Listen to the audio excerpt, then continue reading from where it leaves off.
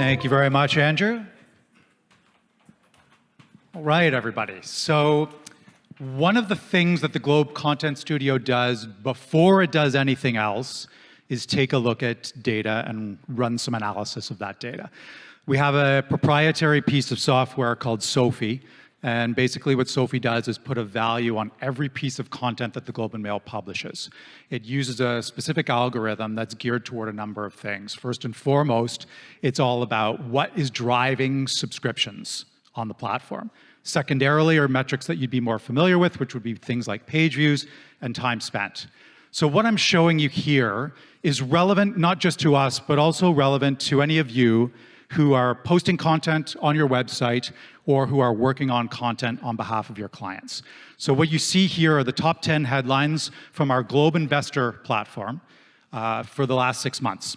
Okay, so the first thing that I want to ask is, what are your observations? In other words, what commonalities do you see in these headlines?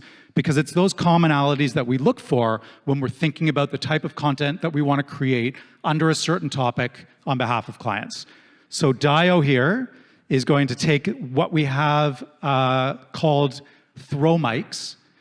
I don't want to throw them too much because I don't want to knock anybody's coffee over, of course. But Dio is going to bring this out to some selected participants in the audience to talk about what they see in terms of commonalities. All right, you can speak into that mic. Let's test it out. So what is your name, sir? What do you do? And what commonalities do you see? Can we get the throw mics turned on, please, if they're not already?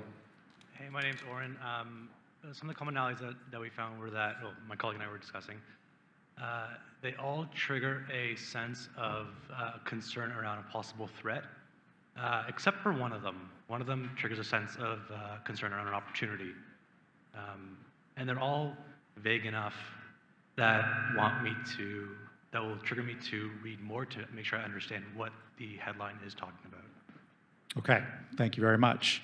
And we have another participant here from Nigeria recently. Tell us your name and what you do and your commonalities, please. Hi, everyone. My name is Bukomi, and I am a student at Conestoga College.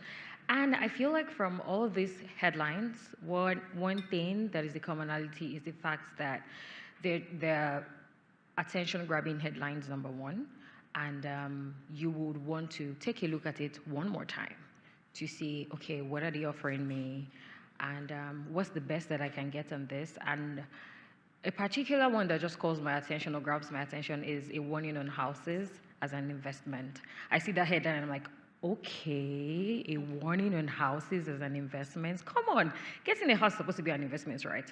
And what are you warning me about? And then I'll click and, just go through it. That's what I think. Okay, that's great. Thank you very much. Now, Jessica, do we have anyone online? Nope, nothing. Okay, just wanted to check. Merch. Dio's going to give the two of you some merch for your participation, so thank you very much.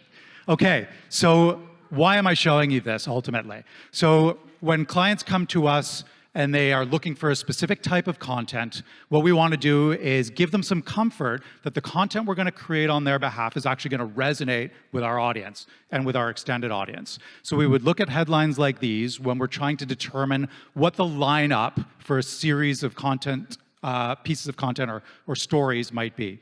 So what did I notice here? So real estate is clearly top of mind, obvious. I mean, everybody knows that real estate is a hot topic, but it's the type of stories around real estate that we would take a look at and glean insights from when it came to those stories. There's a hunger for advice. So we like to call this news you can use. So the Globe and Mail, yes, is a news and information provider, but we also like to provide advice for people through opinion and other types of storytelling that goes beyond just telling you things that are happening in the news or that are trendworthy, but are things from the minds of the experts that we use in order to, deliver information to our audience. So we know that's popular when it comes to investing.